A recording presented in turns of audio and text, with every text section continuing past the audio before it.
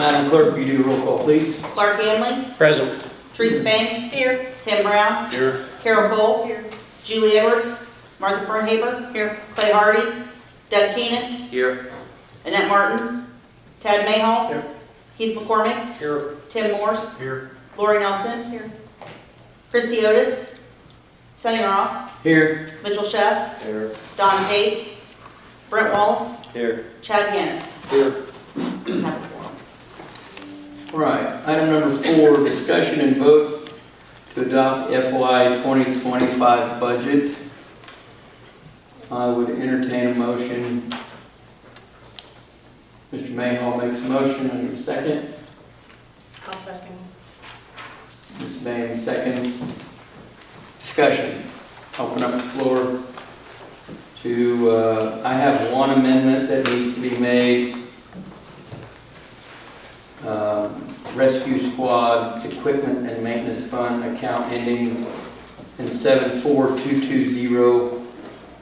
These are pennies in the overall scheme, but they've cut their budget back to $18,000.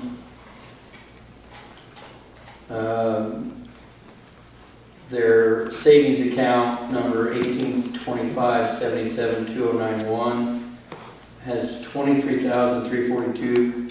They would like that full amount to be budgeted so that they might have access to it. I'd make a motion to amend that. Is there a second? Lori makes a second. Any discussion or questions about that amendment? So they're reducing their equipment and maintenance in their 033 budget That's correct. to 18,000, That's correct. and they wanted to budget the 23,342 in their donation account. That's correct. Okay. You have all that? Mm-hmm. Perfect. Mr. Mayhall? Yeah, just, would they have to budget to use their, I mean, their fundraising money, they still have to budget even though it's already there? Yes, we ran into this issue earlier this year, and that's part of the issues with budgeting things. If they're not budgeted, you can't spend them, even though they're there. So, becomes really problematic. So if they don't have access to the funds, they can't spend those funds. And the same should apply to the dive team. I'm not sure what their donation fund is, but Yeah, I'm not gonna speak on their behalf. yeah, I'm not prepared to give an answer on that either. Any other discussion about this rescue squad amendment? All those in favor say aye. Aye. All those opposed, same sign. Ayes have it, motion carries. I did send out to you all about 5:30 this evening. I know it was a late notice. Sheriff McReynolds has been working diligently on his budget. Sheriff, do you want to speak to that at all? Well, like I said in the email, operationally I'm flat from the year before. Actually, I'm plus or less 15,500 from a grant. And the other thing is on the personnel side, it's only a +1 over my original ask last year before the premium pay got removed. So approximately +1%. So overall, that budget amount is dropping. It would appear to be 3.376940.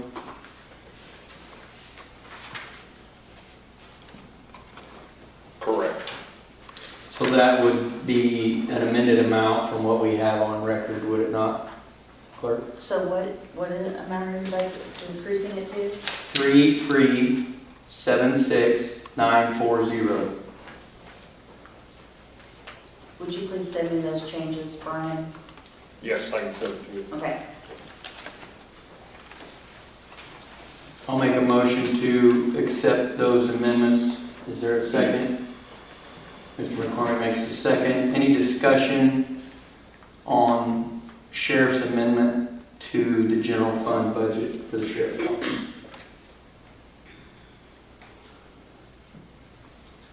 Seeing none, all those in favor say aye. Aye. All those opposed, same sign. Motion carries.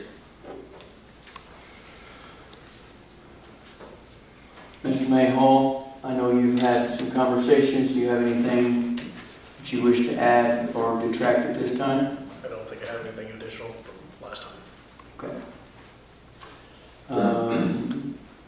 Ms. Cole, you had some conversations with some department heads. Do you have anything to add or detract from the last budget meeting? Okay. Ms. Fernhaber, I know you had some conversations. Do you have any amendments that you need to make at this time? Or? Okay. Any other members of the floor? I'll open it up to Mr. Hammond.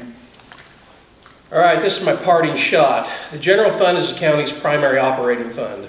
This fund accounts for all financial resources of the county, except those which are required to be accounted for in another fund.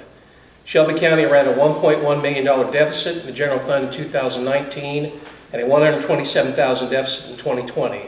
Then the federal government saved the county with COVID ARPA funds for 2021, 22, 23, and 24. This proposed budget is an 83.2% increase of the 2020 pre-COVID budget. This proposed budget projects an almost $1.6 million deficit. The consumer price index is 3.4% inflation. This proposed budget estimates revenue to increase 3.2%, but estimates budgeted expenses to increase 33.3%. In banking, when a bank has deficit earnings, a burn rate is computed. This rate projects how long the bank's reserves will last if the bank continues to lose money. If the county expenses and revenue were to increase in the future 3.4%, the current rate of inflation, the general fund, the county's reserve, burns to bankruptcy in December 2027. There will be a day of reckoning. The sooner the board addresses deficit budgeting, the less painful it will be. Thank you, Mr. Hamlin.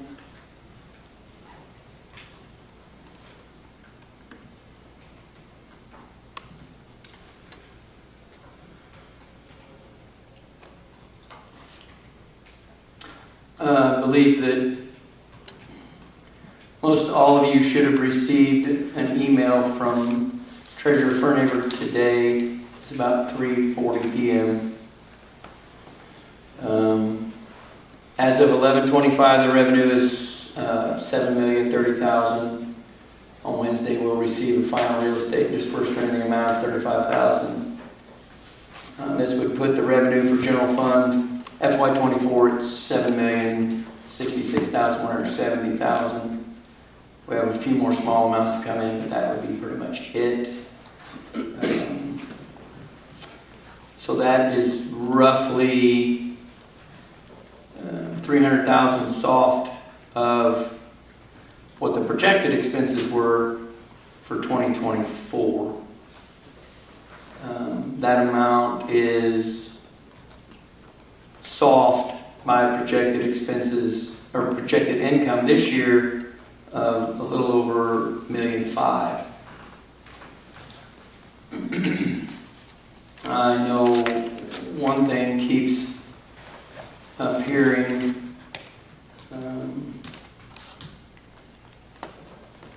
and that is the sale of fixed asset, which is certain to not happen. That reduces our estimated income down to $6.8 million. I would open the floor up to anybody that has any suggestions that are germane to this topic, that are going to create opportunities for us to work together to solve this issue. I don't think anybody wants to stop paying any of the bills of the county. To Mr. Amling's point, he's not wrong in that ARPA funds have been sent as and spent in this county somewhat as a bailout over the last 2 or 3 years, and those are certain to run out. And they're out essentially now. Having spoken with the clerk today, having reviewed the document that you all received earlier today, I'm a little perplexed about special funds. We have a special fund budget amount of nearly 2 to 1 versus our income. So that's gonna put our total deficit budget at $9.5 million, almost 9.6. Now, I'm not in any position to educate anybody on how this works. I'm looking for some education. I don't see where on earth we're gonna slash $10 million out of this budget. And I'm not so sure that some things aren't budgeted to provide an opportunity to spend should the need arise. What I'm more interested in is less about how we start and how we finish. Obviously, there's going to be a day of reckoning, and that's going to be sometime in November. So we have to make sure that department heads understand if we pass this budget as is, all that money's not there. Period. So, yes, sir. If it ain't there this year, it's gonna be there next year? What'll we do next year? I mean, I don't disagree. well then, shouldn't the day of reckoning be now? Well, perhaps, but I'm just not, I gotta be honest with you. I don't know enough about this process to be able to authoritatively say that this needs done and that needs done. We have a list of expenses that department heads think they might spend, and we have a list of income that we think we might generate. So if someone else has a better way of putting together a set of make-believe numbers that actually make sense, I'm all ears. Ms. Ferniger. Well, speaking from the expense side of that, to say that make-believe numbers that don't make sense, if you take 5 years and you average the revenue by line item for 5 years, and that's what you budget, I'm not sure where it gets the moniker of make-believe. My question to the sheriff's budget, we all sat, any of us that were present that evening, in a meeting where Bellwether point blank told us if we made the $6 premium pay, hazard pay, permanent, that we could do so with 2 choices coming out the other side of that. One, insolvency, and I believe he said 18 months, but I could have the time frame wrong, but he certainly said insolvency. Or 2, and I believe the sheriff was in the room and he asked the sheriff what his current full staff was as far as number of deputies goes, and the answer was either 11 or 12, I don't remember exactly.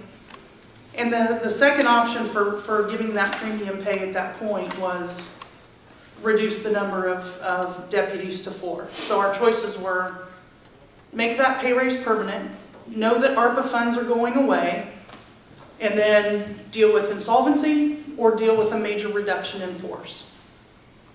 So I think that's where we're at. We deal with insolvency, or we understand that the payroll side of the sheriff's budget has got to be decreased and cannot continue to be budgeted for 11 or 12 deputies. And that's what we were told would happen.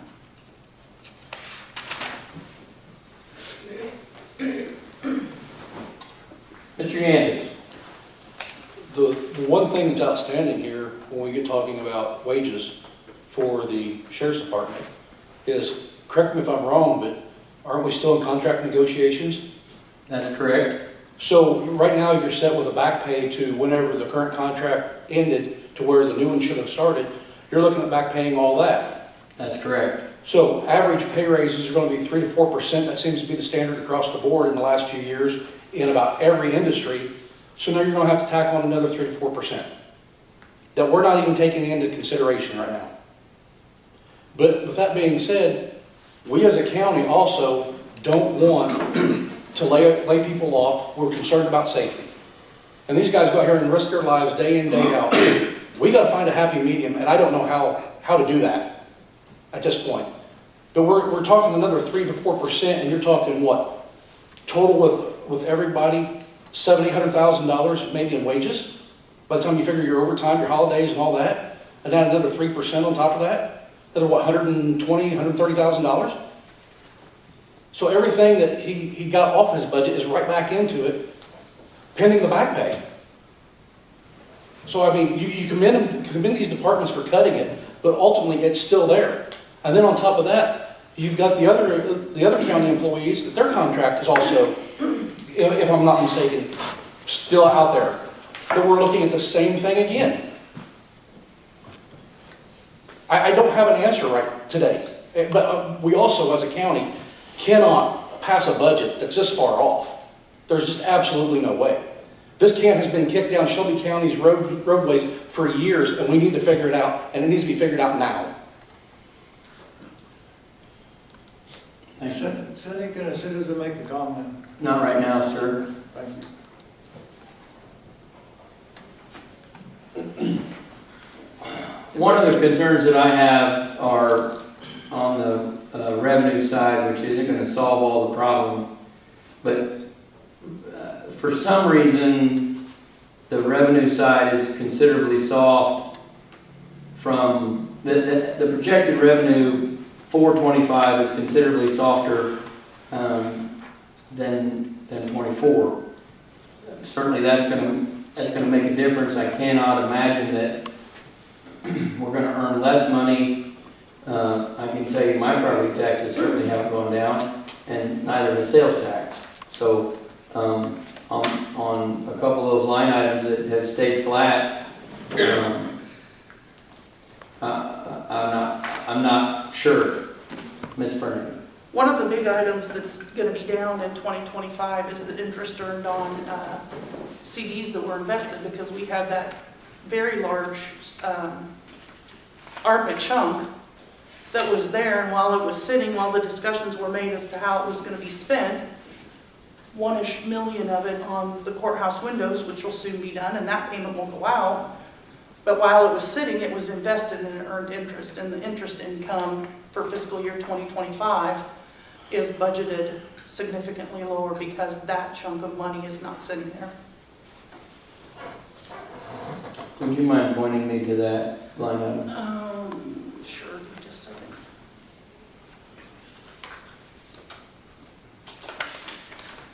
Yeah, but we ain't gonna have that.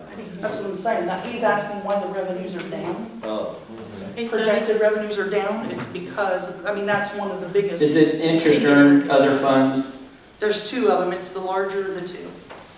Well, the interest earned is higher projected for 25 than 24. Interest earned other funds is projected lower, and then miscellaneous revenue is projected lower. That's not right. But, I mean, these are pennies on a $1 million conversation. Ms. May, I didn't get anything from Erica this afternoon. I don't know what you're talking about. there's no document. I didn't get that either, so. The estimated revenue is a joke. Jay, later. Mr. Cole. I don't know why some wasn't sent to everybody if we're going to sit here and discuss things. Well, this is a document that you've had for some time. Yeah, but if it was revised and sent out this afternoon. No, why it didn't- was not revised and sent out this afternoon. You just said that she sent something. I said an email was sent. It looks like it came to the chairman.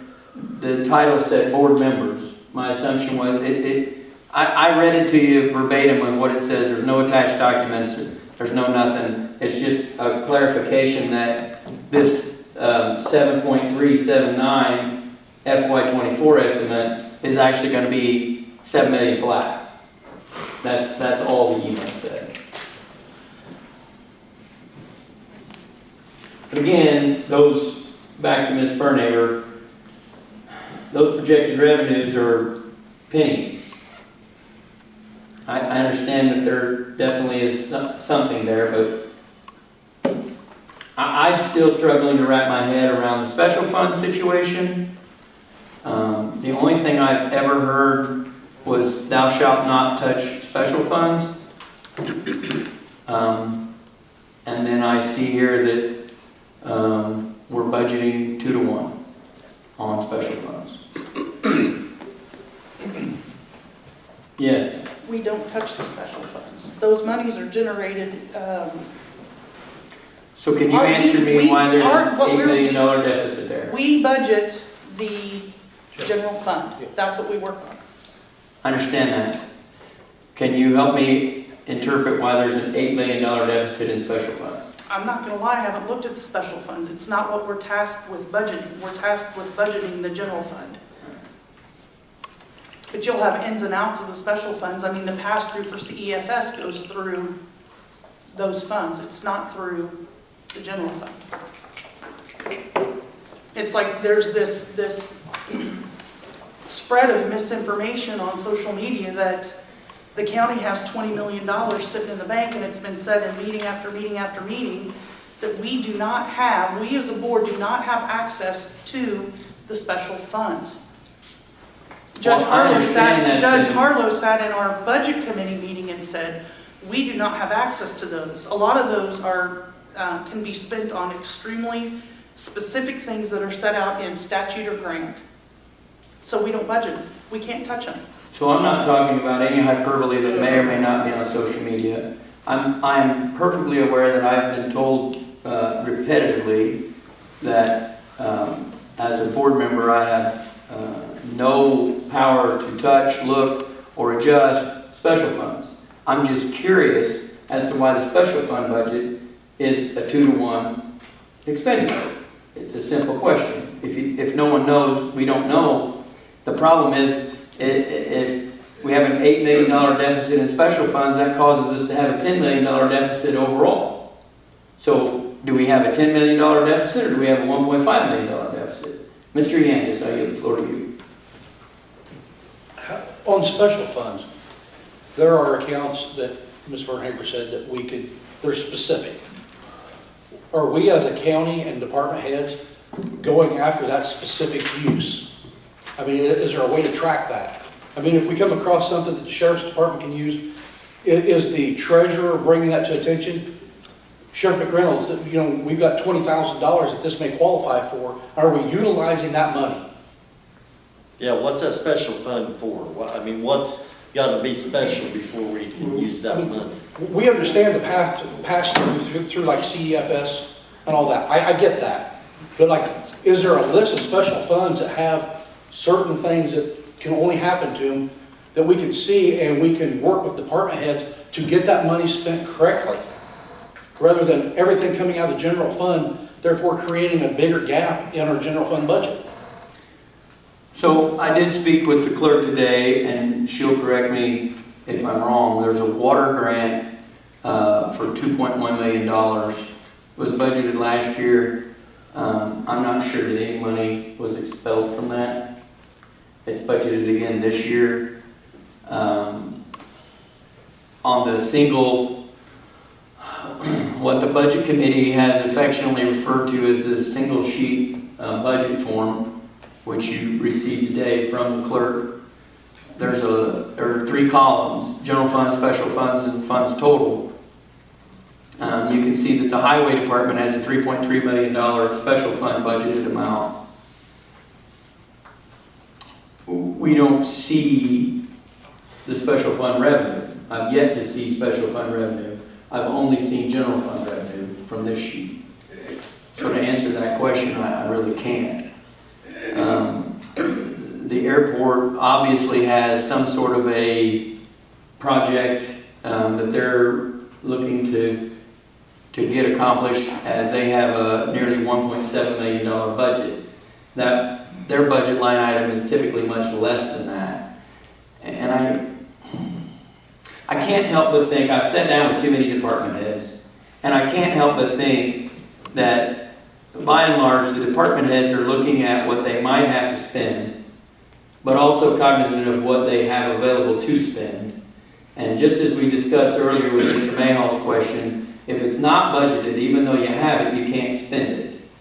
So I think much of this is about things that are budgeted that may or may not be spent. I think that's the trend that we see from past budgets. That requires some effort on the backside of passing a deficit budget, no doubt. conversations with department heads, tracking this quarterly, not trying to wait and solve it all in 2 meetings at the end of the year. I think where we have found ourselves, no doubt, is problematic. I think a lot of this stems from the board not paying attention to where the budget is. And if you want to reduce the sheriff's staffing, then I think that needs to be brought to the board as a full board legislation and say, this is what the sheriff can afford. As it stands, the sheriff is working on many decades of it takes 12 people. And I know I, for one, do not want to be on the side of a vote that votes to where we have black shifts in this county, where nobody's on duty. And we certainly can't get to a place where we have one deputy on duty becomes a real safety hazard. So these are real problems that need real solutions that we're not going to arrive at tonight. And the question is, do we have the stomach to pass a $1.5 million general fund deficit and work through it in FY25? Or do we not pass a budget and we develop problems with paying bills? Mr. Shelby. I don't know what the upcoming board's going to do with the farm, but you got a budget expenditure item of 113, and there's no estimated income, is that right, from that farm? Yeah, that's a good point. I'll let you finish. I have something to say to that. Go ahead. Well, as a farmer, I mean, if you cash rent that farm, you don't need 113. You might need, I don't know, 15,000 for farm maintenance. Slash that, and then do your revenue side estimate of that line item at a very conservative number of $200 an acre. Per acre cash rent is probably going to be more. That's 40 grand, so. Then you got 113, you got 100,000 off of that, so you're plus 140 to the budget. So, That's if you do 15,000 for farm maintenance. yeah, I did speak with Ms. Cole, and I have spoken to Mr. Morse. There should be an amendment there.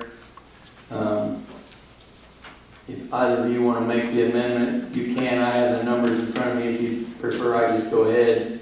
I don't know if I remember what it was. We had a projected income of, 52,000 to 59. yeah, And then I believe the conversation was, that's if we cash rented. right, If that didn't go through and you custom farm, that's why we have the custom farm amount in there.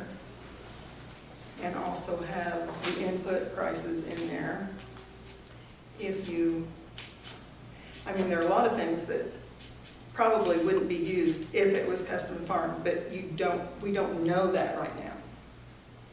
right. You know, this year's budget for the farm was 167,000 and 6,000 of it was used. Right. That's So, not real numbers. not real numbers. Not in reality. I didn't do the budget for last year. Bobby did. Did you say 6,000? We used 6,000 of it for the survey and the appraisal. Yeah, but those are not real numbers on actual. That's all we used from the farm. Inputs of in real time farming, so. I think the point Mr. Shuck's trying to make is $6,000 is not a realistic number if we anticipate to do anything other than cash lease. We could, as I think you and I discussed, $5,000 for land improvements, and then we discussed what to do with the taxes. I don't think we ever really actually said A or B, but then a cash rent 98,000 we got for the beans isn't realistic either, because that isn't gonna happen unless somebody farms it for free. That's right, that's right. So, you know, this year we got 98,000. So again, hypothetically, we could move the farm budget. We could put 55,000 in the income, and we could slash the 113 down to 5. It's roughly $150,000 on a 1.5. We're still shaving pennies here. Pennies equal dollars. I don't know, I mean, Saves jobs. Yeah. Is there a reason we just don't go across the board with a 10 or 15% cut and balance it that way? Yeah, so with all of these departments come annual mandates, requirements from the state. I know we spoke in the budget committee to one particular department head. That they attended every budget meeting that I've been a part of, and after that was floated in the budget committee meeting, they reviewed their budget, and that would be an insufficient amount to fund that department, period. So the requirements that are levied by the state required for us to function that department, we can no longer function the department. If we were to just arbitrarily mandate 18% across the board. Another reason, this was a large election year for the clerk's office. So moving forward, the clerk's budget is, I think it's about 20% off of last year's budget. So the clerk's department has already cut their budget by 20. So the ask would be to cut their budget by 38%. If we tacked on another 18%. And so I don't think anyone really had the stomach to do that at the budget committee level. I know where the sheriff's concerned, an 18%, again, can be pretty detrimental to the department. And that's where I think this board's responsibility is, and I'm one of 22. If we feel that there are too many employees in a department, then we need to have conversations with the clerk's office or the state attorney's office or the sheriff's office before we're sitting here to pass a deficit budget. Those conversations need to be had long before today. I know, speaking of the state's attorney, that office has cut that budget significantly as well. So again, to add an 18% reduction in that budget, you're getting very slim very quickly. Yes, sir. Well, is our revenues down that much to be at 1.5? I mean, what's not making sense here? So we've been living off of ARPA. No, not true. So Huh? ARPA, He's not part of this conversation. ARPA, Mr. Cole, please. Thank you, sir. So 7379,085 minus 6788,477. We're looking at $600,000 reduction in income. Now that's based on a best guess from the treasurer's office, based on information that has been tracked and followed. But that's still $590,000. That's a big number. I think we have some things budgeted that may or may not come to pass. I know this board has found itself multiple times in situations where every squad car that the sheriff's department has is a rolling hazard.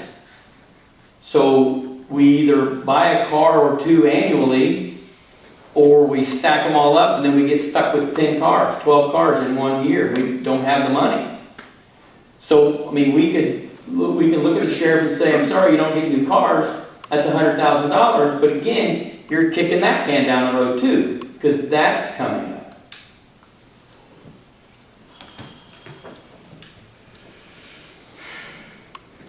Yes.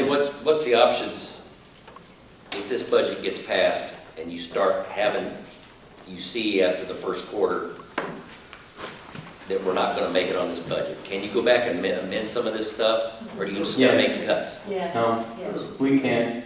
I see that as the only viable option. Yeah. I mean, talking about cuts, if you cut the entire sheriff's budget out, it's still not gonna fix the problem. Right. So that, yeah, you can put pieces of it in there and take a little bit here and there, but we're gonna have to have faith on each one of the department heads. And I know people are gonna be looking at me on this, but we're gonna have faith that they gotta know that if this gets to the point where it's gonna be insolvent, the only other choice is to cut employees. It seems like everything's coming back to the sheriff's office, but I think if you asked all the citizens of this county, Right. they would just as soon almost the courthouse closed down as to see the sheriff's office. We'll go I mean, back. I don't want to, I ain't saying that about any of the other department heads that don't need anything or anything else.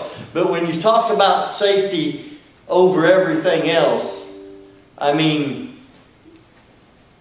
I don't think the taxpayers of this county, I would like to see somebody, I know us board Bellwether talked about it, I'd like to see somebody pick up the torch for a 1% or whatever tax increase or safety tax or whatever that was that one time that they was talking about that would just go for the sheriff's department.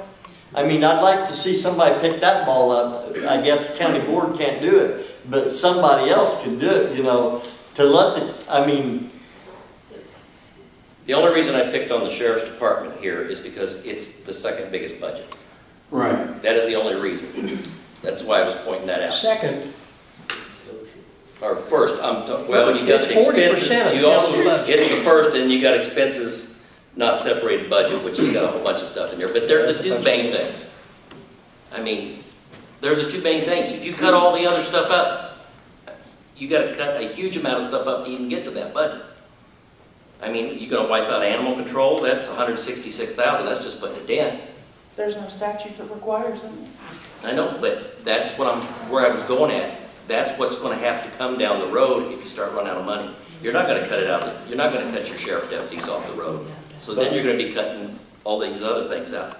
But I argue the point on the animal control, at 166,000, it's 10% of the deficit that we're looking at. As much as we hate that. I know, but that's the hard choices that are gonna have to be made. I mean, you're looking at 10% on straightening out the farm budget, just in inverted numbers. You're talking 10% there, we're 20%, boom. Hire more help, what's the problem? I gotta say something. Animal control used to operate with one person for the whole department, and he did it all. But because of members of the safety committee and stuff, and getting the rules and regulations out and stuff, that is why that department has blossomed to what it is now. Compliance. Yes, it is. Yeah. The compliance that the Animal Control Office has acquired and received is certainly reflected in that number. The County Board Public Safety Committee was instrumental in ensuring compliance and safety for the Animal Control Warden, and that comes as a cost. Excuse me? And the administrator. Right, and the administrator, yes. And that certainly comes with a cost. Compliance comes with a cost. Do we want to be compliant, or do we not want to be compliant?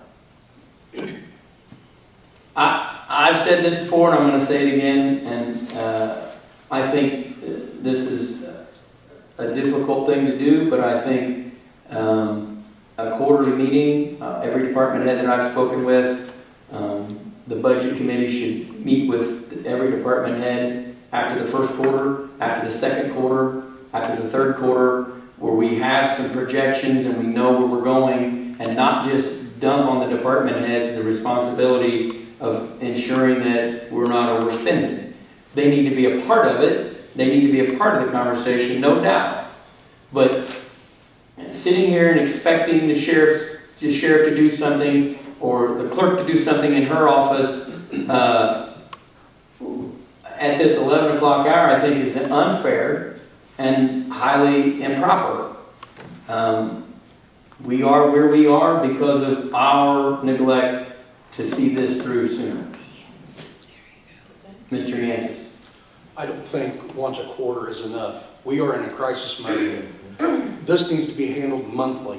As much as people don't want to meet, as department heads don't get along with each other at this county level, unfortunately, we need to be sitting down once a month with these department heads, and they are the boss of their department.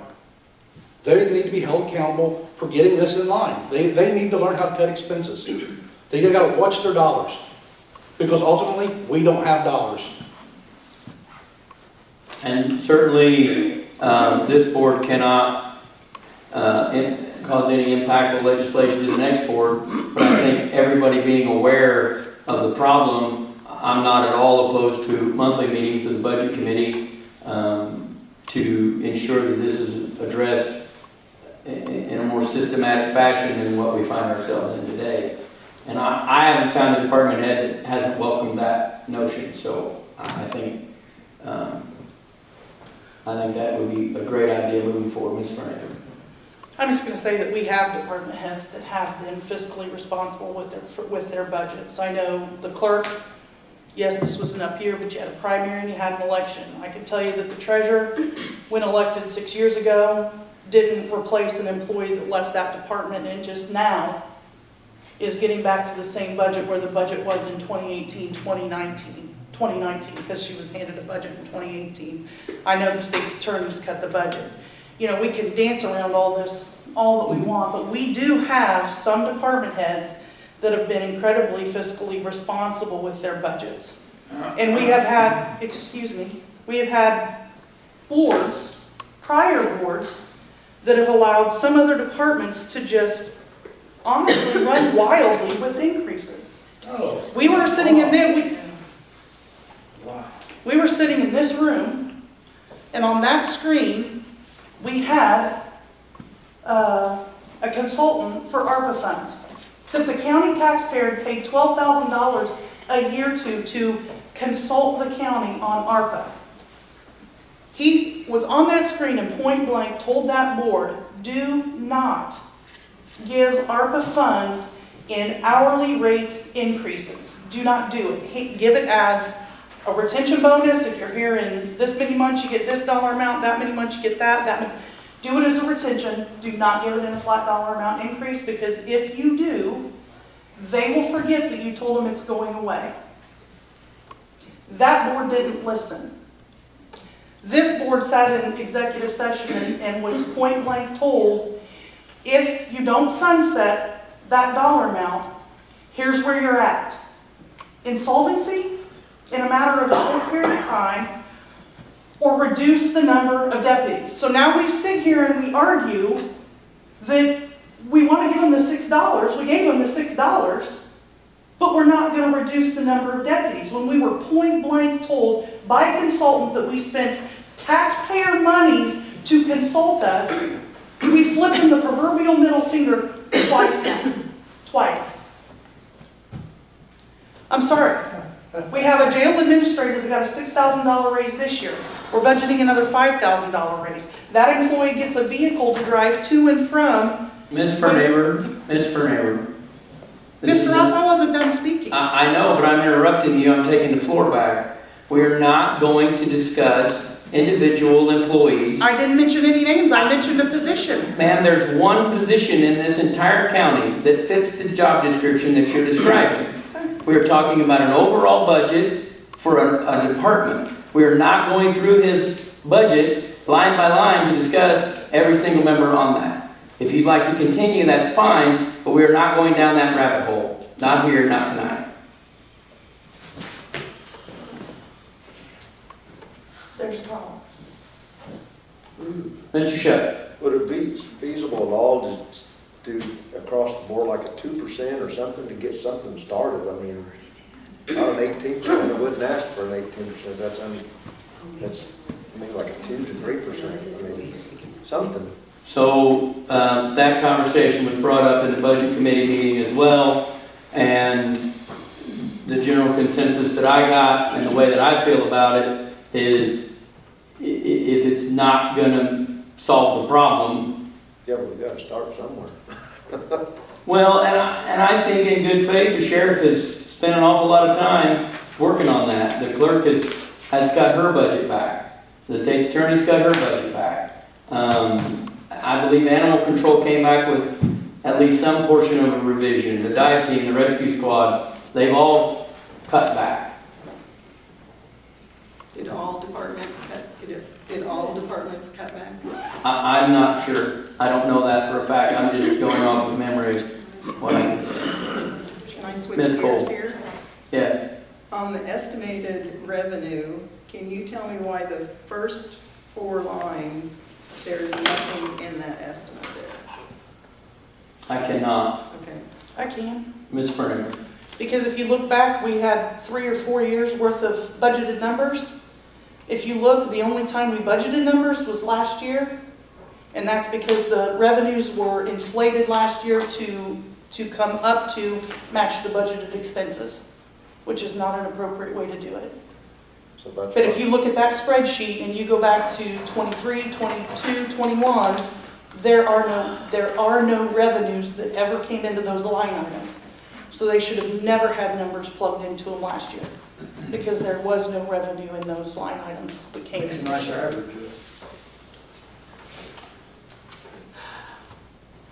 Ms. Bain. I think she's correct that Bellwether put those figures in there to balance it. Paid for the sheriff's vehicles out of ARPA and took his vehicles out of his budget last year. The only thing I see is to pass this and work on it with the department heads and stuff, and try to figure out how much of what each department is saying that they need, that they actually need. Because I think a lot of this is best guess. And that's not any way to do a budget and stuff. If you look right now at the 2024 budget, we're almost to the end of it. Look at each department and see how much they've actually used out of the 2024 budget. And that would tell you a lot. Have you seen those numbers? No, I don't get any numbers, Sonny, so, no, I have not seen those numbers and stuff. But I hope going forward that we have help with this, because there isn't anybody sitting in here that is an accountant or anything like that that deals with stuff like this. You know, we listened to, Bellwether told us not to use the ARPA funds for this, but Bellwether put those figures in that Right. budget to make it balanced. So listen to him here, but don't listen to him here.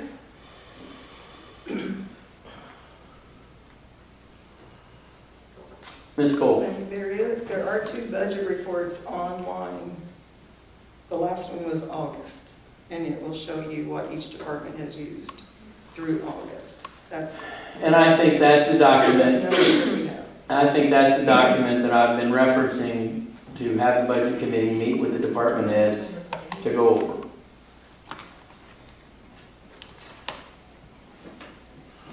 Any further conversation, discussion, or questions? Mr. Sheff? there was not an amended motion for the farm thing yet, was there or not? No, there has not been an amendment for the farm. That's just going to make one comment. Sure. Basically, the only way that I would vote to approve this budget would be if this board would agree that they're going to watch this budget monthly, like he said, or at least quarterly, but they've got to stay on top of it. It can't go to the end of the year and then see where we're at. The budget committee was supposed to meet monthly, Right. but then, for some reason, it didn't. Yeah, but it's just not the committee. The whole board needs to be involved. I agree with Teresa said, and other people have said, and Martha, everybody in this board needs to be involved in this mess until it's figured out. And there's going to have to be, I don't know if you can hire somebody or find somebody that's got legislative ties, like a liaison that can find more revenue. There needs to be more revenue stream here too. It's not just going to be fixed by cuts. Yes, sir. Well, I think the monthly budget meeting, all this needs to be done at that time. And we don't need to have a special meeting. We don't need to be all getting paid to figure this out like we are tonight. I mean, if you want to come voluntary and sit in on the committee budget, then that's your civic duty, you know. But to call a special meeting, pay us all to sit in here and do it. We're having a committee meeting every month. Let's keep up on the numbers every committee meeting. That should be the first thing you do. Okay, where are we standing at here, you know? And just monitor it that way. But to call a special, I'm not. I didn't mean special meeting, I meant the committee. Yeah, at the committee Report meeting. back Well, to somebody the else said monthly. having a monthly meeting, you Yes. know, or whatever. I mean, quarterly meeting, that ain't, you know, that's not bad. But, you know, if we're watching pennies, we all don't need to be sitting here getting paid to come in here, you know, when there's a monthly meeting already getting paid to do, you know. And my reference was to the budget committee, whoever comprises the budget committee moving forward, that committee should be meeting monthly and at minimum quarterly, taking and looking at the sheet that Ms. Cole referenced and explaining and laying it all out for the department heads. This is where we are. So yeah, I'm not talking about having a full board meeting where we sit and hash all this out. A committee meeting, the budget committee, I feel like that's their responsibility. Yeah, okay. Anything else? Yes, sir. The number we need to know is the minimum dollar amount it takes for the department head to run their department according to statute. Anything above the statutory requirement is just fluff, and they have to look at eliminating it in some manner. That's a good point, and somewhat problematic in that I can't seem to find where it says how many employees the department is supposed to have or not have. And so then it becomes up to either the department head. I mean, statutorily, I don't know how many assistant state's attorneys we need. I think that the elected department head, the state's attorney, that's her obligation to inform the board of what that workload is and what that looks like, and then try to make an educated decision. So I definitely agree with what you're saying, but I also understand the problems with state statute not actually covering every little jot and tittle. Any other discussion? Roll call vote, please. Clark Gamley, No, Teresa Bay, Yes. Tim Brown, Yes. Carol Cole, Yes. Martha Fernhaber, No. Doug Keenan, Yes. Tad Mayhall, Yes. Heath McCormick, Yes.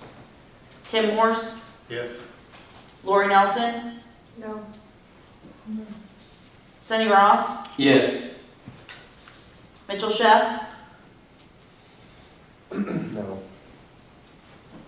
Brent Wallace,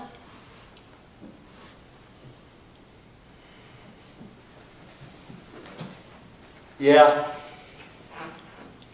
Chad Yanis, No. I know it's got to pass by 2/3 of the members present. We've got 14 here, and it was 9 ayes and 5 nays.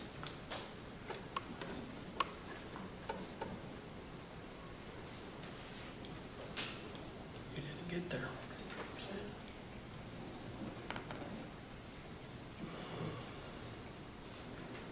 So the motion fails? Yes. Because, yeah, it's got to be 2/3 of the members present. Mr. Chairman? How many are we short? One vote? Yes, Mr. Sheff? Now, can we go back and do some amendments and try it again, or amending some of this stuff? Would you like to make a motion to reconsider item 4? I would make a motion to reconsider item number 4. I'll second it. All those in favor say aye. Aye. All those opposed, same sign. Motion carried. Item 4 is back on the floor. What amendments would you like to entertain, Mr. Chuck? Well, based on your opinion of this, if we do it 2.5% across the board budget cut, plus the farm, I would vote yes. But is the 2.5% going to be detrimental to any statutory requirements to departments? So I want to understand your suggestion. You will vote yes to pass the budget so long as we pass a 2% reduction across the board. Do you have any numbers that substantiate where that's going to put us as far as the deficit? Well, I mean, the budget's what, 7? So you take the budget number times 2%, and I think it comes up to 140,000, something like that. And then if you do the farm, that gives you another 150, that's 300,000 right there, roughly. So you're satisfied to pass a $1.2 million deficit, but not a 1.5? Yep, that's getting closer. That's a step in the right direction. Ms. Van? Bruce, Bruce has a question. May I make a comment? I suppose, Well, you don't have to let me. no, I apologize. Yes, ma'am, you may. Just for reference, we've discussed, or you guys have discussed, the revenues are estimates. For example, you talk about other ways to increase revenues or to offset some of these items. In my office specifically, there is a grant that has previously helped pay for my victim witness coordinator. That was not renewed by the prior administration. That offsets my budget by about 50 grand. So we get to reapply for that in January. But there are projects like that are out there that are in works, but obviously we can't put that into a budget because we don't know when that money will be granted. But again, we're back to working with, for lack of a better word, fictional numbers, right? We're doing the best we can. We look at our expenses, we put together what we expect our budget to be based upon our needs. And there are revenues that are not on there that will come in. There are other grant monies that are available to certain offices. And as long as those are applied for appropriately, that's something that will help offset our budgets. And that goes back to my original statement that these numbers are best guesses that don't have any bearing on grant funding that may or may not come. Well, that's why it's important to meet monthly or to look this over monthly and apply for them grants and apply, like somebody said, you know, get a liaison or somebody that is familiar with getting grants, you know, and then we'll know 6 months in, we'll know, you know, what the budget's gonna look like more than what we do now. But, I mean, we gotta do something. We can't keep a $1.5 million deficit. I mean, you're looking at not having nothing in a couple of years. And my point is I think it's a it's actually, is this the newest? No, this isn't the newest. Yeah, it's a $1.59 million deficit. I'm just not confident that that's going to be reality in terms of the money that comes in and the money that goes out. You're not confident what now? I'm just not confident that that is a reality at the end of the year. Do you think it's higher or lower? I think the deficit is much lower. I think we're going to generate far more revenue than what is projected, and I think that the department heads are going to be responsible and not spend money that we don't actually have, given the knowledge and information as we go through the year. But those monies are, those monies are not there. We're not going to be able to do that. I mean, the sheriff could easily not buy 2 cars. Sorry, I'm picking on you, but you're sitting here. If we get a quarter or half of the second quarter, and the funds really just aren't coming in, the state's attorney might write a grant and get a $50,000 bump. That's not reflected here. Ms. Nelson. Was that sentiment discussed during the most recent budget meetings? Absolutely. Okay. So department heads know what they're up against. And this is the best thing that they've been able to pull together across the board. Across the board. And if I could address this, Mr. Attorney, Go ahead. is this grant something that, that you would need assistance for? Or somebody, like, is there somebody that you have available to pursue this grant and others? Or is it as simple as filling out a document that's already been done? Are there other options to do that in your office as well? As You the mean to victim search support for program? additional grants, or just to get this one completed? So it's a very, very tedious process, but we've already started. It opens up in January. We've been working with Moultrie County to make sure we have everything in line. They received this grant as well, so they're helping us work through the paperwork.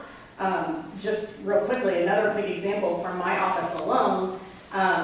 While I am searching for an assistant state's attorney, I've got budgeted a full year's salary. I may not get someone into the office until March. I mean, that's another chunk that's not being used. So when we're looking at revenues versus money coming in versus money going out, it may or may not match what, I mean, for example, mine's $100,000 under what was budgeted this year. Okay, but grants in your department are news to me. I didn't realize that there would be an option for that.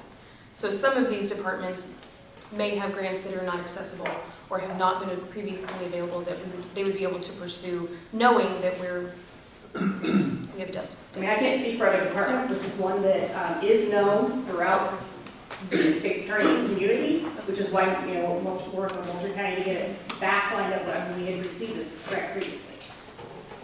Thank you. Ms. Turner.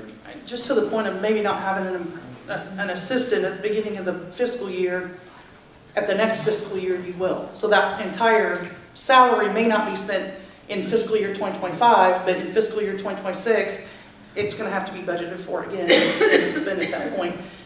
Mr. Ross, you've made the comment multiple times now that you think the revenues generated are going to be significantly higher than the revenue budgeted. What is giving you that belief? Because the numbers that we've been presented are 5-year averages. It's taking the total of 5 years, averaging it out and put it in there. And we are a P-TEL county, and we can only raise the levy and the taxes so much. So we can't just go raise it 15% to make up for this deficit. So you've made the statement now more than once that you think the revenue numbers are not accurate and that it's going to be substantially higher. What leads you to believe that? Well, for one thing, a few line items down, last year we budgeted $1.75 million in estimated income tax, and this year it's only estimated to be 1.6. Local use tax was $410 last year, it's $365 this year. Illinois sales tax was $520 last year, it's only budgeted $400,000. And of course, there's obviously the three at the top that cause for pause. There's one other. Let me locate it here. State's attorney's fees. Last year that was budgeted at budgeted estimated revenue of $90,000. This year it's only $70,000. I have no doubt that if the state's attorney has the ability to generate an extra $20,000, that I'm certain that office will do that. There's another line item here, circuit clerk home confinement, $6,000. That's what we estimated last year. We don't have that this year. County clerk fees were at $166,000. This year they're at $150,000. I could go on line by line, but I've looked at this document more times than I care to repeat, and I'm just not confident that we're going to be $500,000 soft on income. Ms. May. Mitchell's comment about cutting everybody 2 or 2.5%. I think we said in that last budget meeting in courtroom B, and the probation officer down there said statutorily she can't do it. Right. So you can't just across the board do things like that. So Oh, I'm sorry. In that same meeting, Tad did some quick ciphering, and it was 18% needed to be taken off the 2025 ask, 8% off the 2024 ask. 2%, you're not there. I know I'm not there. Yeah, but I'm like Mitchell, 2.5% is a start. I mean, you know, I hate that. So then what we're gonna find ourselves in is if we do that 2.5% across the board, then you're gonna force department heads to cut their budget 2.5% wherever they possibly can. And then we're going to get in August, and a department head's going to have a problem that they can't meet their demand because it's 2.5%, and we're gonna be sitting here discussing an emergency amendment to the budget so that they can. Because on this other line item, they didn't take it out. They took it out of this one, and they need it out of this one, but they're not gonna need it out of that one. Sorry, Mr. Chairman. That's okay, go ahead. So then you just do that, you just make that emergency amendment. Then you run into questions and concerns of whether or not your amendment is a bona fide emergency. Yeah. So we're gonna What happens when we lead to insolvency? Well, I don't really have any idea. And at this It'll point, be a more than 2.5% cut then. When we get down to the nitty gritty, when it has to be done, we're gonna lose employees, we're gonna lose everything. I agree. I think the department heads will save money. I agree with that.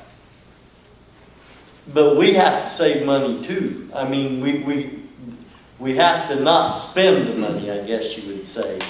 And if we have to amend it or whatever, then we have, I mean, you know, I voted yes.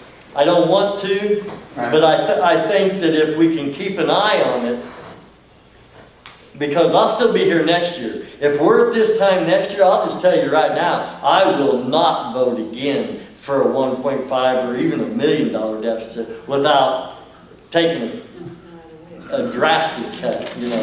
And so, you know, I'm willing to go, I voted to go ahead and pass it, but I'm willing to do it again if we can keep an eye on it and then, you know, just, I hate to say hope for the best, but that's what we're at right now, is we're just hoping for the best. And the taxpayers of this county need to know that. I mean. Mr. Yancey? I agree to what you're saying about the projected revenue not being accurate. I mean, you've got cost of inflation every year, what, 3.5% or whatever. That number is going to be there. You're going to have a little more revenue. I agree with that 100%. However, we can't kick this can. We've got to start with, every department needs to know that we're in crisis mode. And I don't think a 2 or 2.5% cut across the board on everybody that can do it is out of line to start. I mean, you're talking about reviewing this 6 months down the road for maybe a special circumstance to jockey money around. What's the difference if we do that then, or we just pass a budget that we can't afford and we're right there in August next year doing it, regardless. I mean, right now we're no different than going out here and buying a lottery ticket and hoping for the best. I would disagree with that sentiment in so much as to say that I'm not gambling on a lottery ticket. I'm gambling on our department heads that they will see this through. I think everybody is aware that a $1.5 million budget deficit is not sustainable. That all the department heads have to be aware of that. And I think meeting with them monthly and finding out, staying on course. I don't want to pass a $1.5 million deficit budget any more than you do. But if we don't have a budget, how do we pay bills next month? How do we write payroll checks to our employees? without a budget. Ms. Nelson? If there are no more amendments to be offered up, and there is a, let's say, clear visibility that some of these numbers can be adjusted later. Again, the grant was something that I had not considered, or even knew was available to certain departments. Then would it be appropriate to call the vote since there's no motion on the floor? There is no motion on the floor. Are you calling the vote? I'd like to call the vote with the new information. Thank you. Ms. Nelson has elected to call the vote. Clerk, roll call, please. What are we voting on? On the budget. The budget. As not amended, as originally presented, There were no amendments presented during this since it's been discussion. reconsidered. Excuse me? There's been no amendments presented since it's been reconsidered. That's correct. Okay. Did you have one? No. Okay. Mr. Chairman, Mr. Shutt. I've got an amendment I want to bring to the floor.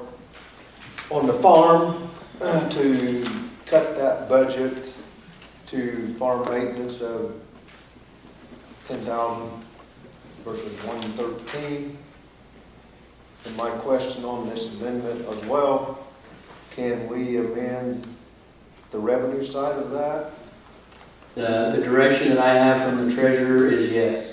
Okay, then I would continue that motion to have revenue, estimated revenue at 50,000 on cash rent basis. Mr. Shutt makes a motion to amend.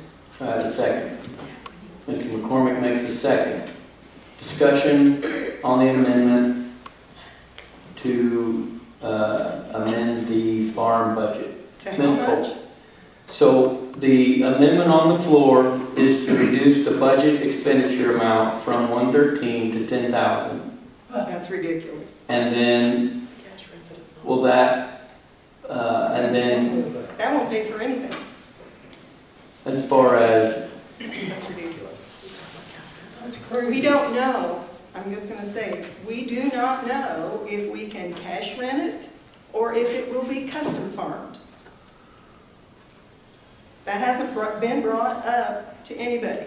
So what happens if we can't cash rent it and we have to custom farm it? We have no money. We have no money for seed, we have no money for insurance, we have no money for anything. correct? Ms. Cole, you've not brought any revenue amounts to the floor to be added to offset the We expenditure. did a while ago.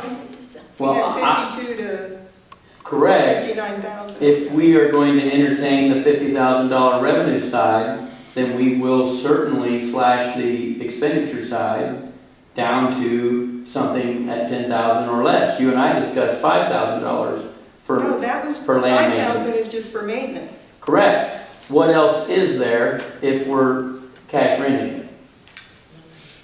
They don't know yet. We Mr. don't Cole. know, that's the thing, we do not know. Tim, I mean, Mr. Morris? Your whole point here is to increase the amount of income, am I right? No, the point is to narrow the deficit. Okay, well, you're going, if you increase the income, you're narrowing the rest. You could do it a little bit better on far as numbers if you would figure that we're going to raise corn. If you use the U of I numbers, say we're going to raise corn on the farm, you'd end up with, let's see if I can get this, $85,000 in expense and about $160,000 in income using the U of I numbers. So you would have an $80,000. So then you will want to most likely vote no on this amendment. Yeah, if the only reason to do it is to narrow it, because the other way that Mr. Shelby is going to do is going to take away the option of possibly farming it. That cuts it down to there's only one choice. Understood. Any other discussion about the amendment that's on the floor?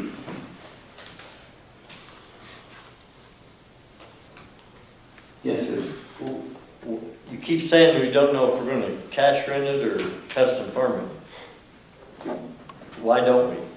What do you mean we don't know? Bids out for it. Well, The farm committee would have to get together, put bids out, decide what you're going to do, which is what is best. It isn't. Well, wouldn't you do it whatever is gonna make the county the most, if the county's gonna make the most off of custom farming, then you custom it. If they're gonna make the most off of cash rent, then you cash rent it. I don't know why No it's all about guarantees the on farm. custom farming. That's up to the farm committee to decide. any other, yes, sir. Conservatively, the number could be a negative.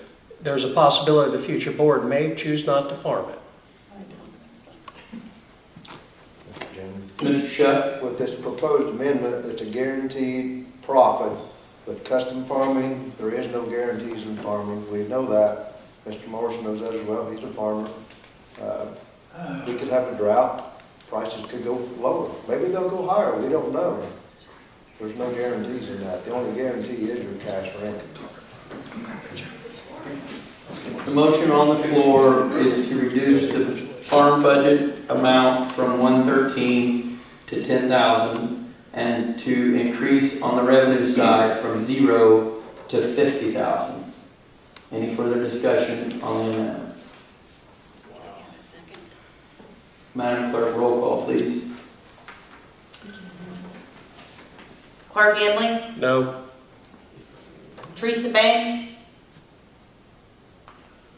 This is just for the amendment. This is for Just the for the amendment. amendment. Yes. No, no. Tim Brown, No. Carol Cole, No. Martha Fernhaber, Heads. No. I would not. Doug Keenan, No. Tad Mayhall, No. Heath McCormick, Yes.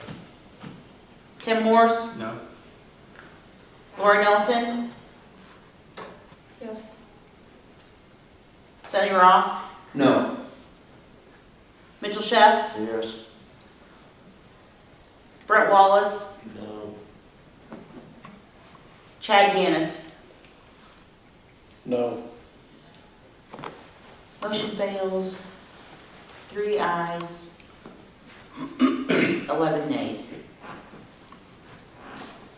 Mr. Morris, do you have an amendment that you would like to make to the budget?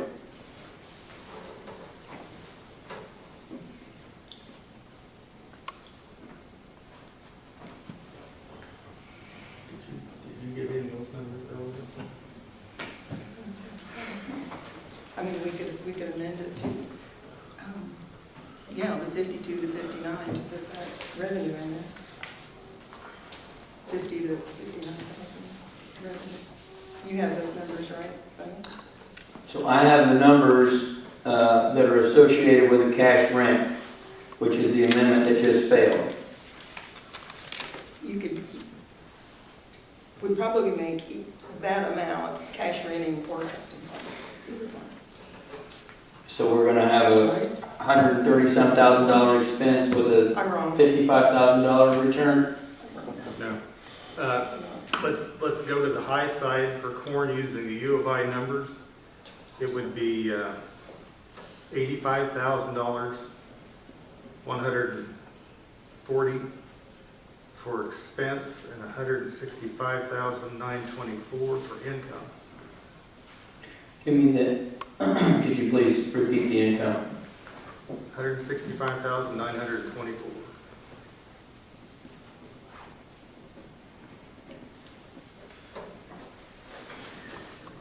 Is that your motion? Yes. Mr. Morris makes a motion to change the budget amount for the farm from 113 to 140 and to amend the revenue line item for the farm from 0 to $165,924. Is there a second? Said 85. 85 for expense.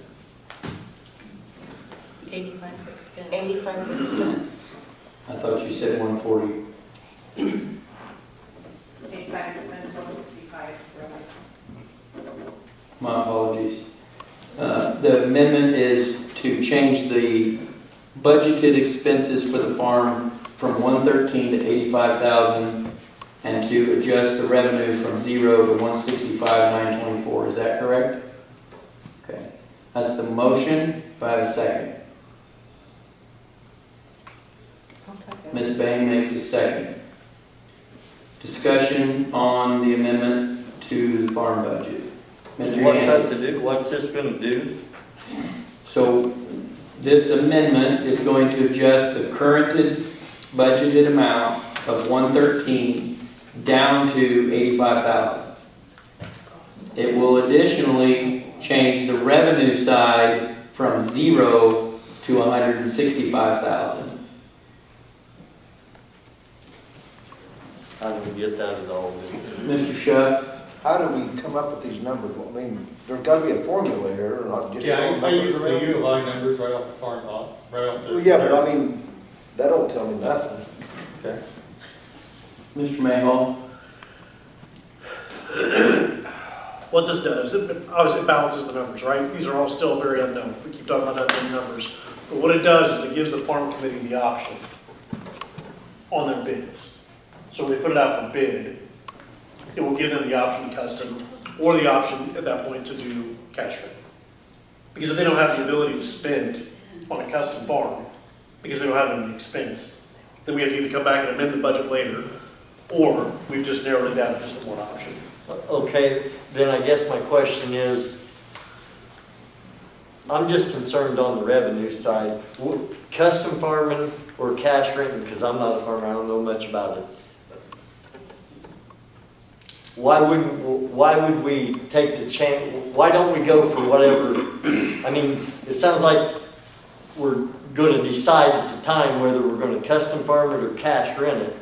Why wouldn't we just cash rent it all the time if we don't have to put out the expense, and maybe it's just the opposite of custom farming or whatever, where we don't have to put out the expense, but we get the money back. Custom farming would be, Uh, custom farming, you spend the money. So why would we ever, why would we take the chance on custom farming, I guess is what I'm asking. The difference in income? Huh? The difference in income? But the difference in income, if you spend, is there gonna be that much difference in the income? Yes. If we spend the money, we're gonna get that much more money back in return? Yeah, but you incur risk. There's the problem, is the risk. Mr. Yantis? Mr. Morris, was you figuring 200 bushel an acre corn? I was doing what the ULI said. I mean, was that what you literally figured, was 200 bushel an acre? Yeah, and then, Because there's approximately, what, 200 acres of farmable ground there? and their income that they put per acre was like 838 or something like that, was what their income comes out to. Okay, so basically, we're looking at $4 corn. Yeah, they actually figured 4.25. So if basically, if we go into a trade war, which is what we're looking at, historically, the market goes lower. We're also going to depend on what the Brazilian crop is, could drive our markets down. Therefore, we have a bad year, prices could be up. Are we willing to gamble it?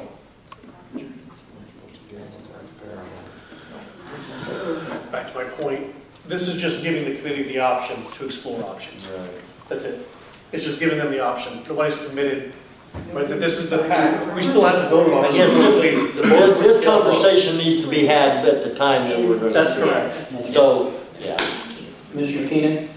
I was just gonna say, this, all they're doing is putting this in the budget so that the option, the board still has to vote what they're gonna do on it later. Mr. McCormick? Well, I just wanted to point out that in this scope of trying to narrow up the budget deficit, we just voted down a previous amendment that would have narrowed it up by 160,000 to go to one that's going to narrow it up by 80,000. So in the scheme of trying to get to zero, it seemed like we passed on the better option.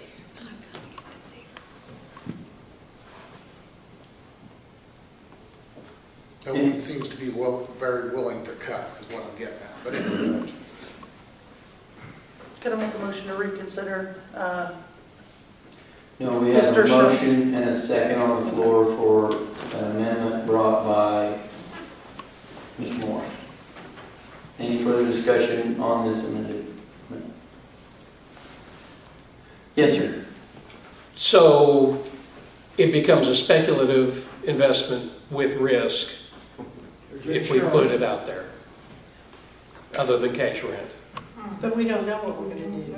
That's right, you don't know. Then why have the option? Why would you assume risk on a speculative investment? But I don't think we can do that. Oh, you want to solve. Any other discussion?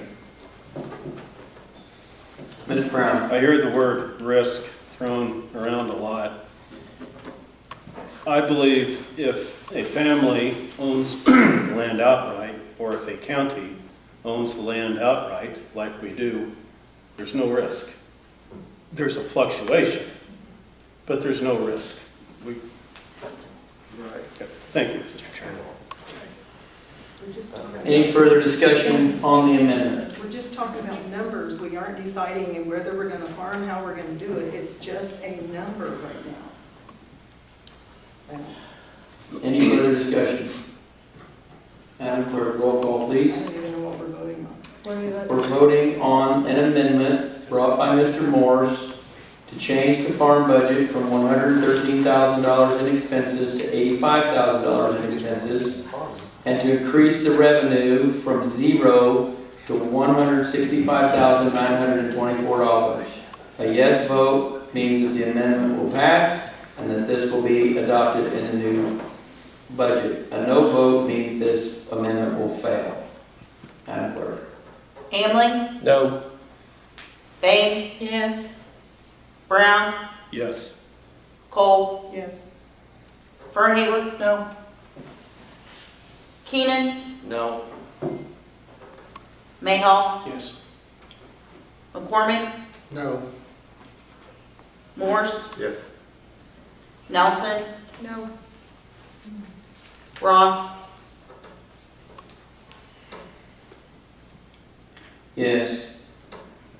Shuff? No. Wallace? Yes. Yanis? Yes. Motion passes 8 ayes, 6 nays.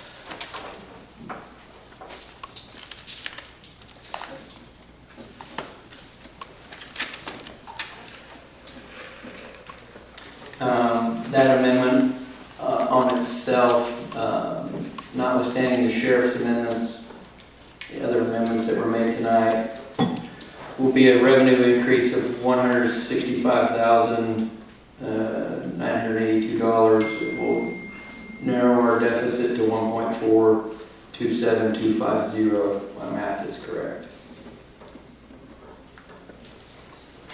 Ms. Cole. I'd like to make a motion to decrease the county board budget of $59,640 to 0.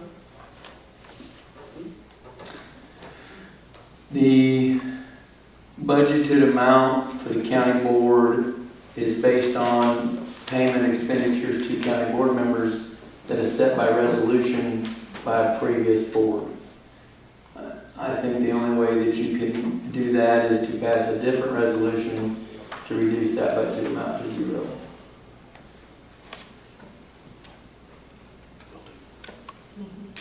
Mr. Sheff. I'd like to make a motion amendment to cut across the board 2.5% of all departments on our current budget. Mr. Shuff makes a motion to do an across-the-board cut to all departments' budget by an amount equal to 2.5%. Is there a second? Mr. DeGantis makes the second. Discussion, Ms. Cole. I don't think we can do that because all the department heads that I talked to had already slashed their budgets by more than 2.5%. We asked for 14. The county clerk slashed hers. The state's attorney slashed hers. Probation even slashed her after she said she needed it. She slashed hers. I don't know if the treasurer made any cuts in her budget. Last I heard from an email, she said she couldn't make any cuts in her budget. Who's left? Circuit clerk? I don't know because there's nobody there. The sheriff made some cuts. I don't know how we can ask those people to cut more when they've already made those cuts. Ms. Vane. I think if you're gonna do that, you're gonna have departments having to lay people off in order to get to that.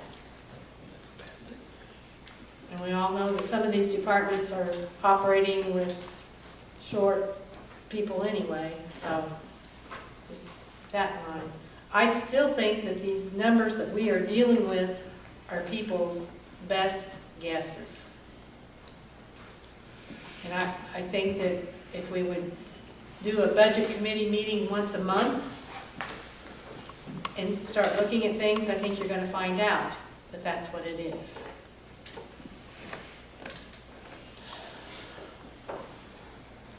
I mean, if your number of $1 million, if your number of revenue is correct and we're only $1 million off, before we made the budget changes here in the amendments, we're really only $840,000 off. Correct? No, I don't think so. I don't think that's correct. Didn't you think revenue was light? Oh, based on that assumption, yes, I follow what you're saying now. I apologize. Yeah.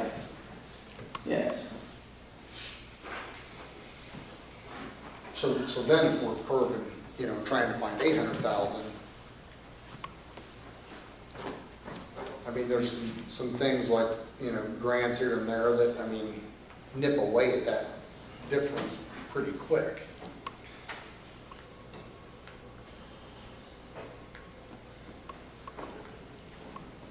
Uh, 2.5% decrease across the board based on the revenue, the budgeted amount that I have in front of me, which we slightly amended, but that amounts to $211,000. So, again, I'm going to go back to putting a lot of weight and responsibility on the department heads and this board to monitor the situation moving forward. As I continue to state, I think there's a ton of wiggle room here, both on both sides of the budget amounts and the revenue side. Any further discussion on an across-the-board budget cut of 2.5%? My struggle is, do we put the screws to it now and have to potentially amend up later or move around?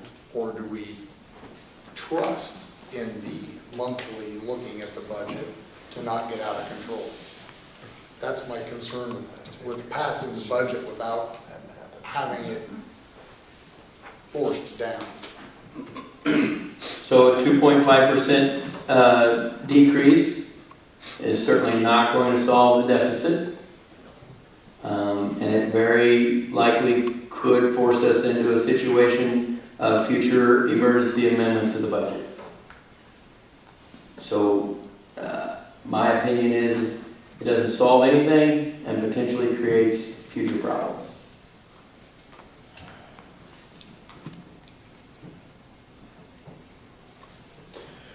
Mr. Mayhaw. Without going through budgets of each department right here on the spot. Which departments does this cut into their statutory requirements?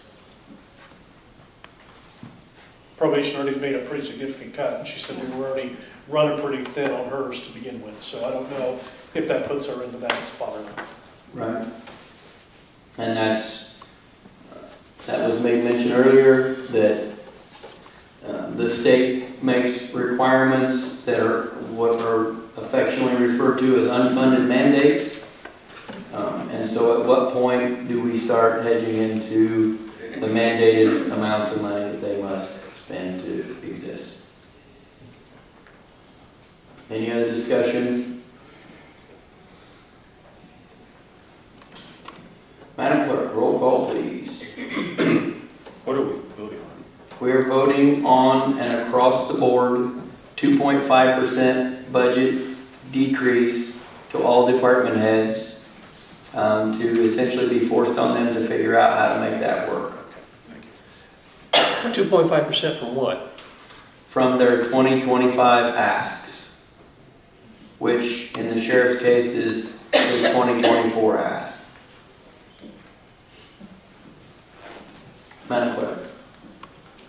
Hamley, Yes. Bang, No. Brown, Yes. Cole, No. Fernhaver, No. Keenan, No. Mayhaw, No. McCormick, No. Morse, No. Nelson, No. Ross, No. Chef, Yes. Wallace, No. Yanis. Yes. Motion fails, 10 nays, 4 ayes. Okay. Any amendments that anyone would like to bring to the floor?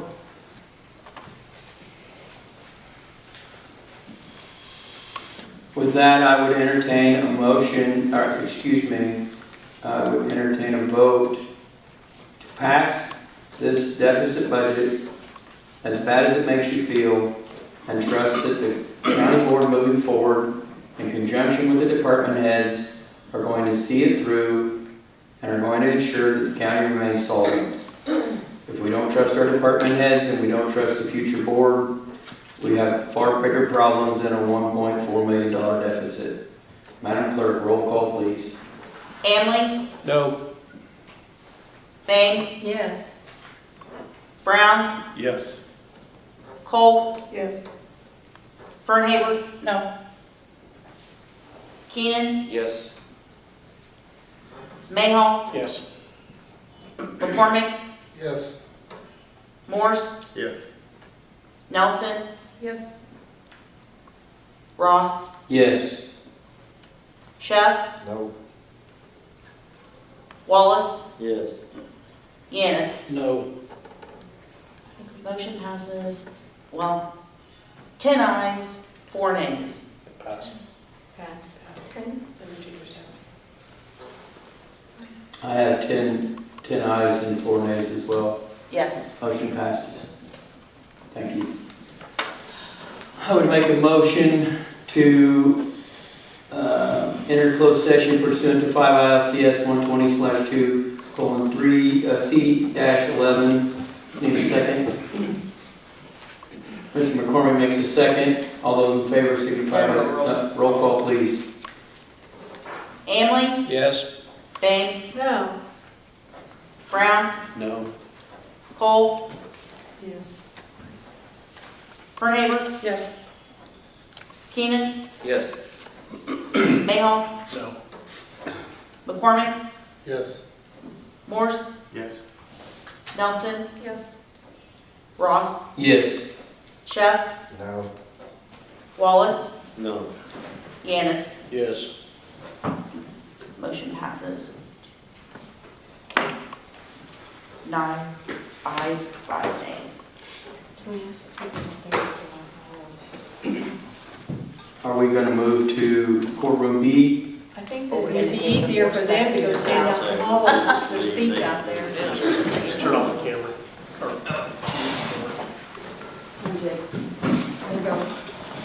Closed session. Not yet. They'll do it after closed session.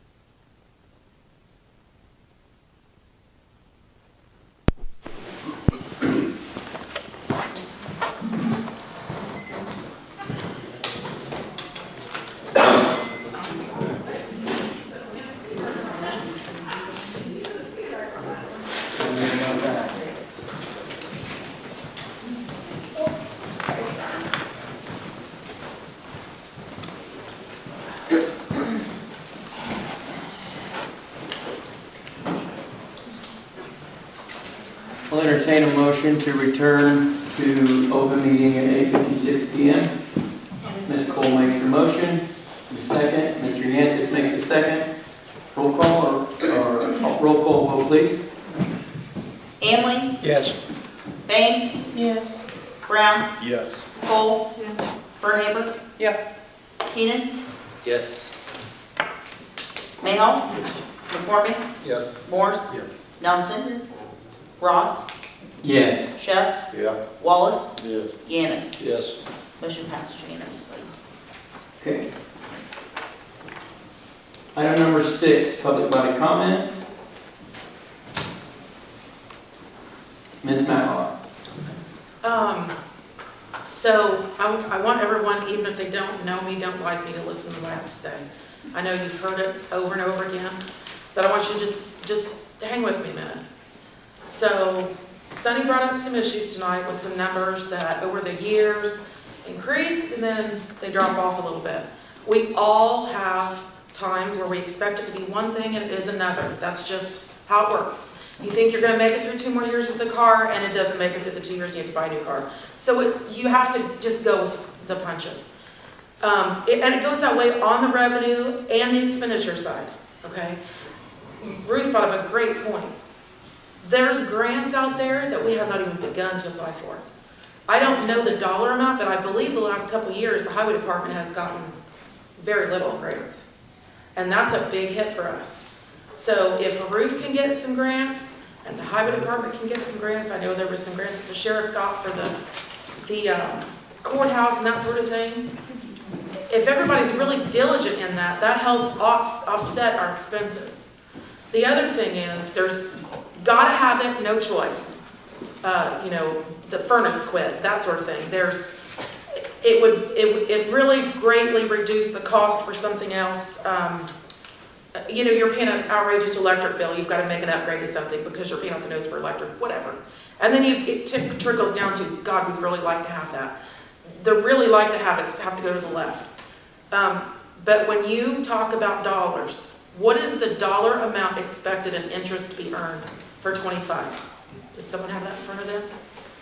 Because right now, we can get almost 5% the Illinois funds. We cannot go another day at 0.12. Martha wants to leave because she doesn't want me to bring it. She won't even listen. But I'm telling you, with the amount of money that we have, if we have, and this is not a slam on anybody, but we have to do this. Because the last numbers I had, and I have worked the numbers a lot, we lost over $560,000 in 9 months just on the ones I worked. That was not the ones that I didn't get all the statements for.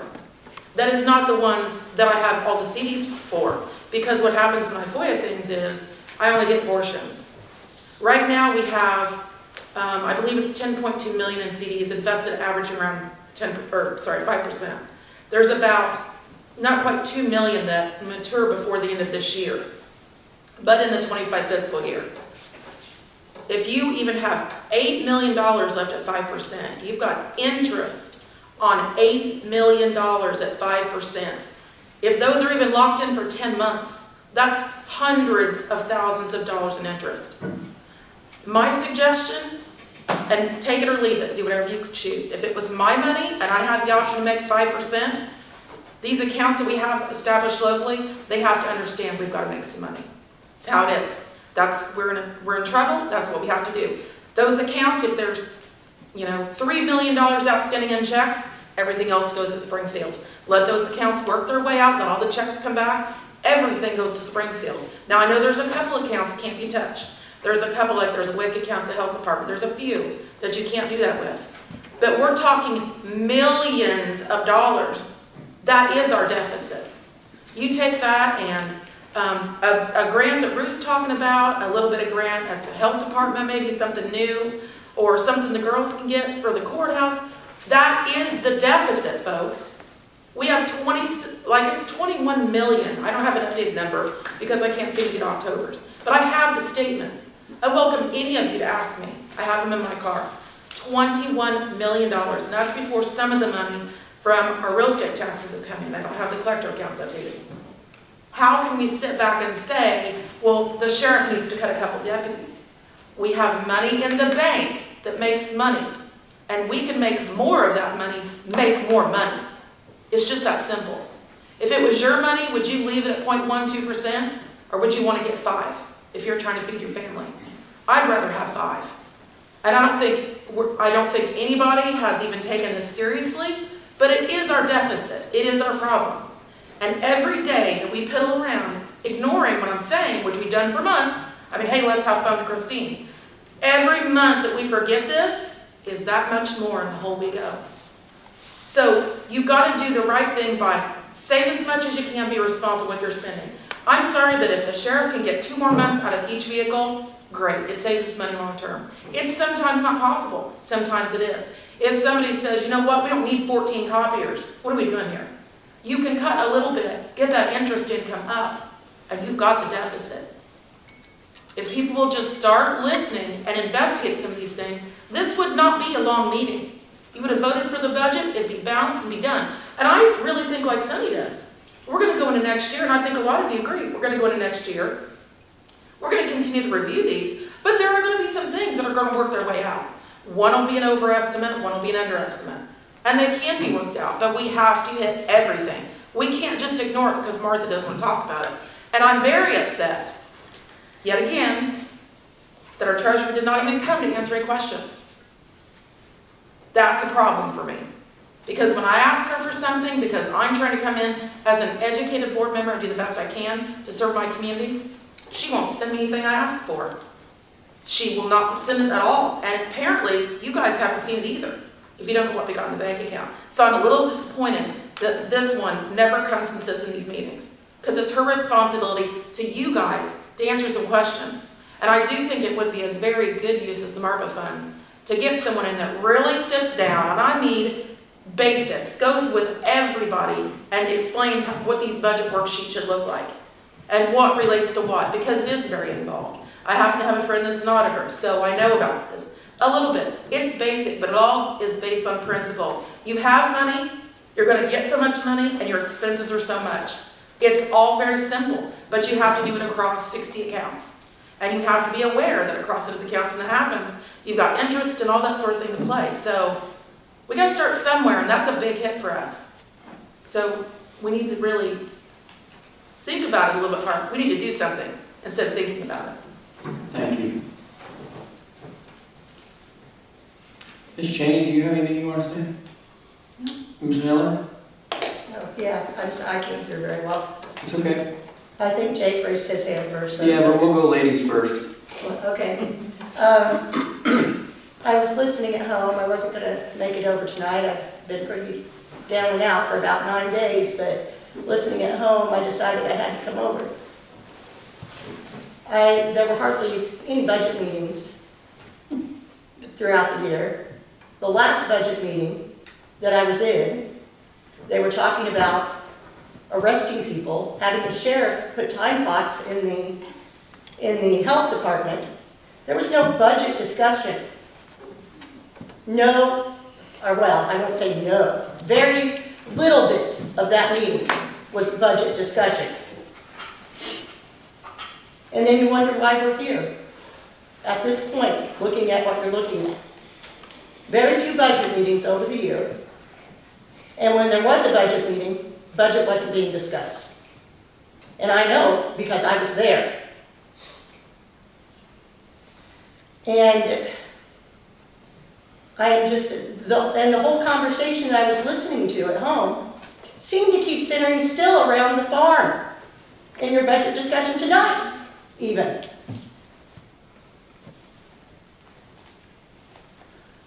There's no us against them, me against you. Never has been. I want success, period. I want people to put aside their differences and work together. This county could be great. It is great in a lot of ways, and we're not appreciative of all the great things we have. It's Thanksgiving season. I hope we can sit down at Thanksgiving and be thankful for what we have. We have a great sheriff. We have board members that are showing up that want to serve. Yeah, we have our differences, but maybe we need to start looking for what we have in common and quit focusing on the differences. I appreciate the people that show up and that want to serve. Whether we felt like we didn't like each other or not, I still know you're coming. I still know you're trying to do your job. But I think so much of what this last year has been focused on has been the farm. And there's been dividing lines drawn. Let's stop doing that, okay? Let's start working so that our departments have what they need, so our county has what it needs. There is interest that can be made. Hours she spends working on this, looking at the numbers. Hours to be laughed at, to have people walk out on her, to not talk to her as an adult. Are we adults? Are we not? I've showed up at every meeting. Haven't missed a one, about did tonight.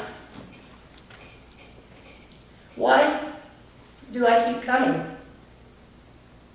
Because I want to see success for our county. And I want to see success for each person sitting there. Like me or not like me, I don't really care. I live my life, you live your life. But when we come here, we need to be working towards success. And I hope that you can do that. And I wish everyone luck in the future and the new board to come. I think we're going to see a lot of great things because I think we're going to have people that want to work together towards something. We need to be working towards something. And those budget meetings every month, I agree, they need to happen. They weren't happening. And when I listened to say that it was the past boards, no, this board, this budget committee was not discussing budget. And then you throw people on there at the last minute and expect them to pull something out of the hat? That's not going to happen. It's the end of my comment. Like I said, I wish you all luck in the future. Thank you for serving. And I hope maybe we can find some common ground at some point in time, because you can do better working together than you can against each other. Thank you. Thank you. No. Mr. Cole. Yes, I don't know of any business person, including myself, that would take a 4-year average and decide that's what the cost might be for the next year or the revenue. I don't know. Then you add some of these things together, and where there's zeros, of course, the fourth of that's going to be low. So our estimated interest for next year is in 3 groups here. The total is $166,000. That can be $750,000 to $800,000 or maybe more. Why it's only $165,000, I don't know, because through October of 2024, the interest earned was $137,000. So by the end of the year, it was probably $150 or $60 on this one line where it says interest earned. Now we're predicting $90,000. So interest earned other funds through October, the middle of October, actually the 21st October, was $98,000. For 2024, we're saying it's going to be $18,000. So this 4-year total here doesn't really mean anything because it doesn't have the last 40 days added in. It explains that to you on top. So for the next year, where it describes 2023, nowhere in this does it list the 3 months where we change our budget. No place. It may in some other place. So I don't know. I mean, to me, see, here's another one down here. Anyway, to me, this is just, okay, this is a collected, county collective, or what do they call it, interest collected. Okay, the 2023, it was $133,000. Last year, it shows nothing. Next year, they're predicting $58,000. But you don't ever take an average. So I'm going to give you a couple of examples of what's going on with our treasurer's office. We're getting now ending balances well, the balance report for the end of the month, there's no total. There's no beginning balances. There's only ending balances. It's cut back from 21 pages to 6 or 7 pages. It doesn't say what money the bank was in. None of them now say what the bank the money was in. I mean, that's our right to know. Here's another little example. At the end of the August report for 2023, this says the report of the total funds was $26,311,000. But the following month, which is September, the beginning of that, which is the end of August, is $25,813,000. So this is $497,000 off on the same day. I mean, how do things like that happen? This is time after time after time. There's mistakes. There's mistakes everywhere. Almost no ending balance for a month matches the beginning of the next month. But now we can't even track it because she won't give us the beginning balances.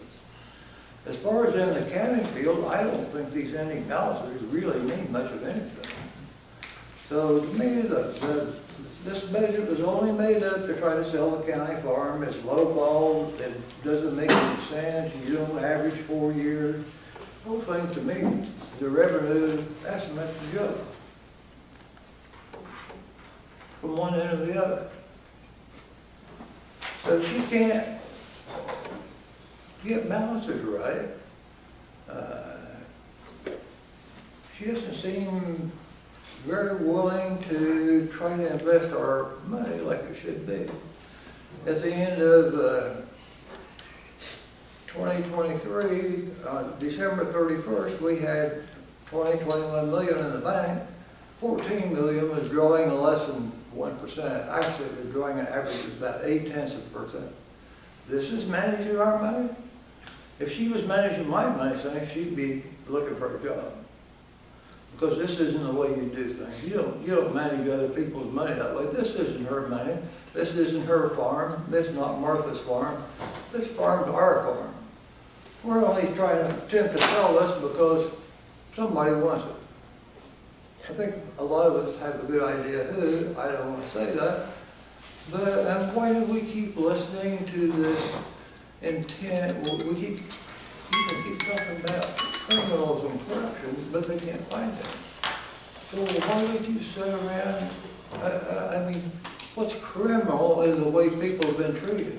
It's criminal the way Alan Spencer was treated. It's criminal the way Keith was treated.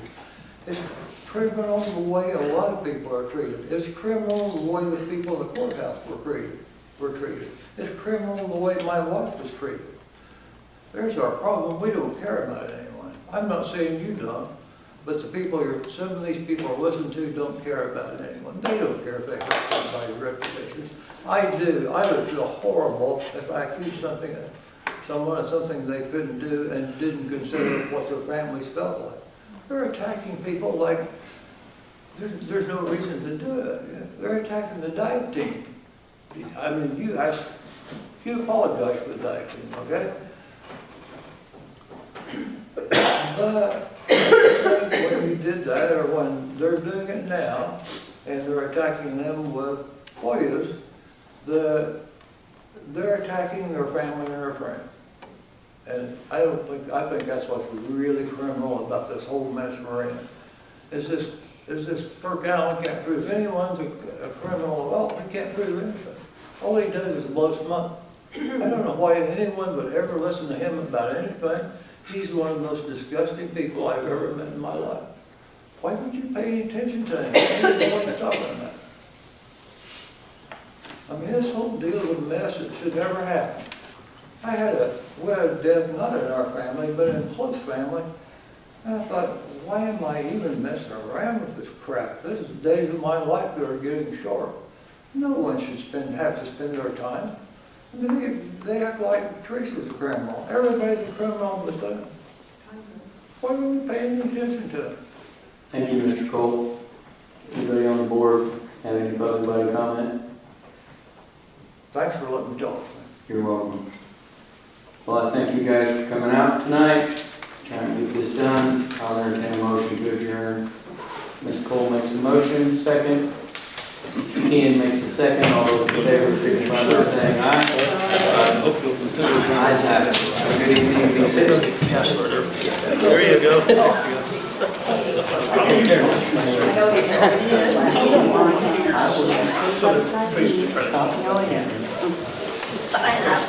I'm gonna have you sign these ordinance sheets, but I gotta put all the budget numbers in to go with the budget, with the ordinance sheets for the budget ordinance. Or you can sign them when you're here Monday, if I get them done. Or with your Yeah, I always like to do doubles. Call me weird. Yeah, so I'll just take them. I've got this here, I should have. It's actually, it's 2 parts.